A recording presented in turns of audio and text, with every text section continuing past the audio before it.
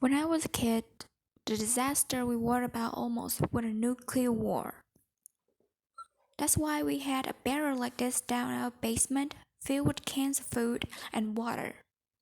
When a nuclear attack came, we were supposed to go downstairs, hunker down, and eat out that barrel. Today, the greatest of risks is past catastrophe. Does it look like this? Instead, it looked like this. If anything kills over 10 million people in the next few decades, it's most likely to be a highly effective virus rather than a war. Not missile, but microbe. Now, part of the reason for this is this we've invested a huge amount to returns, but we actually invested very little in the system stop an epidemic. We're not ready for the next epidemics. Let's look at Ebola. I'm sure all of you read about it in the newspaper. Lots of tough challenges like followed carefully through the case analysis tools we used to track polio eradications. And still look it on. The problem wasn't that it was a system that didn't work well enough. The problem was we didn't have a system at all. In fact, the really obvious, a key missing pieces. We didn't have a group of epidemiologists ready to go. Would have gone, seeing the disease was how far it spread, and this case report came on papers. A very delayed before we put it online, and they were extremely accurate. We didn't have a medical team ready to go. We didn't have any ways to prepare for people. Now, Medicine's Torventary did a great job, orchestrating volunteers, but we're so slower than we shouldn't have been getting 1,000 workers in this country, and a large epidemic would require to have hundreds of thousands of workers. There was no one there to look at treatment approaches.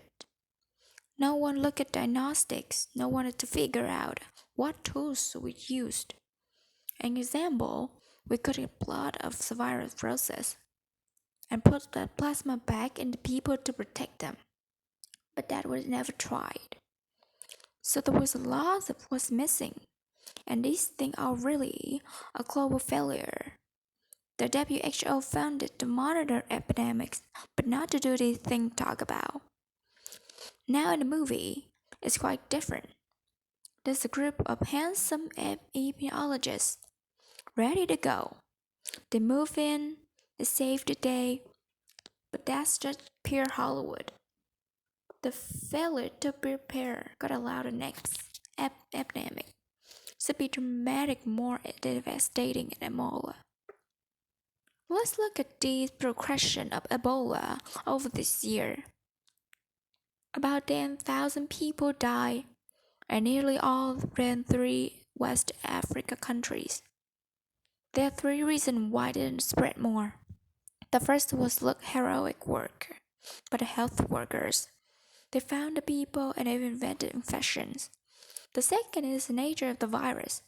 Ebola did not spread in the air, and by the time you contagious, most people were so sick they bedridden. Third, it didn't get into many urban areas that it's so slog. If your urban area against summer one was much larger, so next time we're not so lucky. You can have the rivers where people get well enough infectious or they go to the market source. The source of the virus could be a natural epidemic like Ebola, or could be a bioterrorism. And so there are things that literally makes things 1,000 times worse. In fact, let's look at a model of a virus spread through the air, like Spanish flu back in 1918. So here's what wouldn't happen. It would spread throughout the world very, very quickly. And you can see that over 3 million people die from that epidemic. So this is a serious problem. We should be concerned. But in fact, we can build a really good system. We have the benefits for all of science and technology that we talk about here.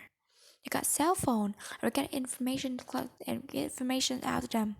We have side map to giving. We have advanced biology that should dramatically change our turnaround time to look at a pathogen and able to make drugs and vaccine that fit that pathogen. So we can have tools, but tools too we need to put into overall global health system. And we need preparedness. Prepares lessons, I think, on how to prepare against war. For soldier, we have full time, waiting to go. We have reserve. We can scale up to a large number. And NATO has a mobile unit that can deploy very rapid. NATO does work. They understand about flu or logistics, same radio frequency. They're absolutely ready to go. So those are the types of things we need to deal with the epidemic. What are the key pieces? First, we need strong health system in poor countries. That's where mother can give birth safely, kids can get all the vaccine, but also we see the outbreak very early on. We need a medical reserve corps.